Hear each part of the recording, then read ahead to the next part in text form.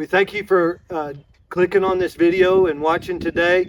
We want to gain your subscription. So if you like this video, please give us a thumb up and subscribe.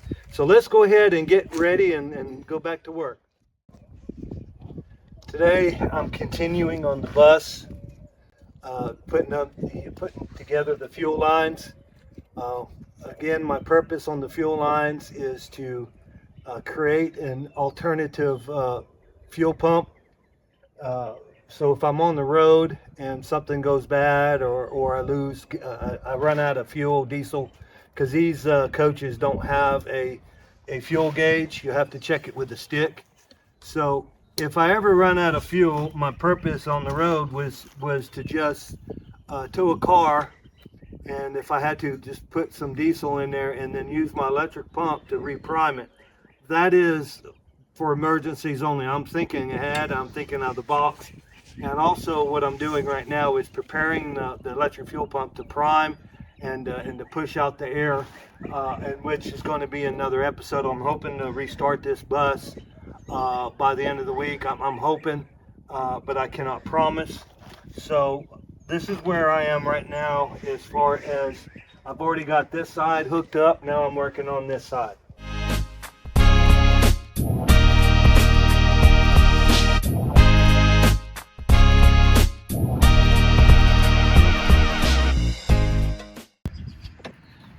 I'm trying not to do a lot of talking because it's very windy out, but the wind is coming out of the northwest, so the bus here is blocking quite a bit of it. I'm not too sure if this right here will actually work.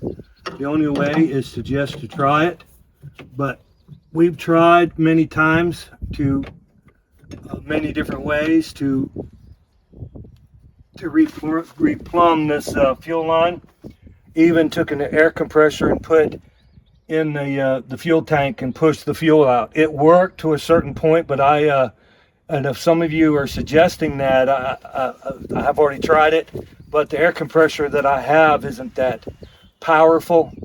So I came up with this. I came up with this this idea to try it this way.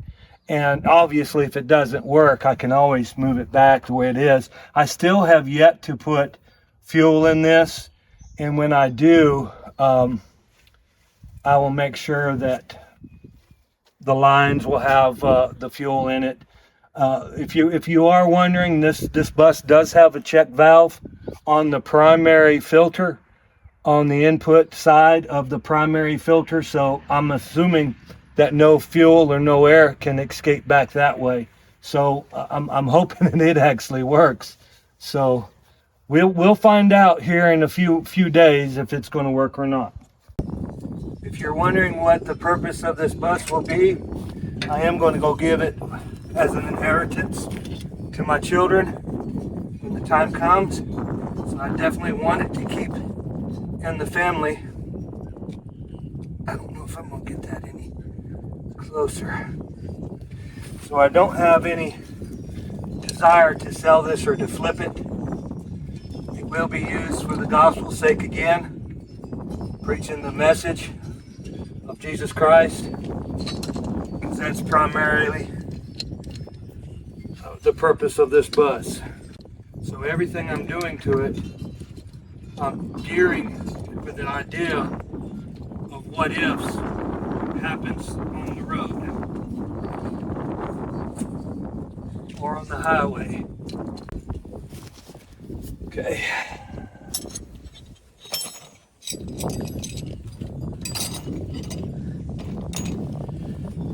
All right, now the fuel line, the pump is installed on this side. To temporarily turn it on, I'm going to use the toggle switch, hook it up to the battery. I have yet to do the battery on the bus. As I said in the previous episode, these battery cables has some resistance, and I want to explain that. Anytime you have corrosion on on a battery cable, even any electrical wire, corrosion is a chemical break. Even though the wire itself may not look bad, you may have corrosion where water has settled inside the cable and created a chemical reaction called corrosion, and corrosion will not allow electrical currents to flow. So wherever there's resistance in the electrical line, it's going to diminish your voltage and your ampage going to your starter. I have yet to measure the resistance in this wire, but to be honest with you, I'm not even about ready to spend the time to do that, because I know that this wire is 70 years old. This bus was made in 1954. I'm almost positive that this cable's been here on this bus since then. So I'm not going into trying to figure out the resistance, but I want a 1,000 amp cranking amps to get to this solenoid to the starter, and right now I do know that the wire will work. I've already cranked it over, so I know there's resistance, but I just want to prepare this bus to get ready to change out the wire when we get to that road, when we cross that bridge.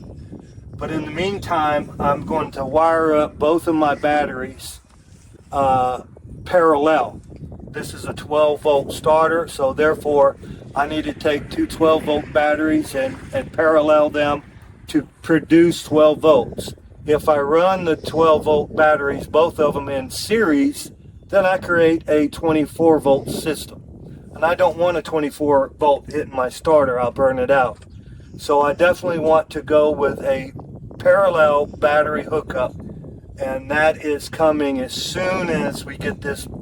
I'm going to clean out that battery compartment and put black rhino paint in there, spray paint, and it's going to look really good. But in the meantime, I definitely want to get this bus cranked where I can see about the air system. Everything that I'm doing, I'm planning ahead. So you may think that I'm just doing this in random. I'm not. I'm making very, very deliberate planning stages. I'm buying ahead. So I haven't got my air tanks yet because I'm not to that point of buying it. Right now, the next stage after getting the bus cranked and running for a good while is to take the generator off. And you can see this generator. This generator is the original generator. I don't want a generator on my bus. I know that there's some buses that still have them. I have seen some buses where they put an alternator on there and then welded the pulley on it where you run it with a belt. I prefer not to have any belts on my system or on my bus. So there is going to be no belts on my engine for me to worry about in the future. But I do want to take this generator off and put a bolt-on alternator. You can still buy them. They do make alternators for this particular engine that will bolt on. I was told that by the man who rebuilt my alternator, and I'm depending on his knowledge to get me the one that I need. And as soon as I find out which one that will work on this, I will give a link on this YouTube channel to let you know what type of alternator that will bolt on. I'm assuming that it may be a little bit higher than one, but just think of the time that you have to weld on the pulley or get the pulley to operate on this. The alternator is just going to bolt on.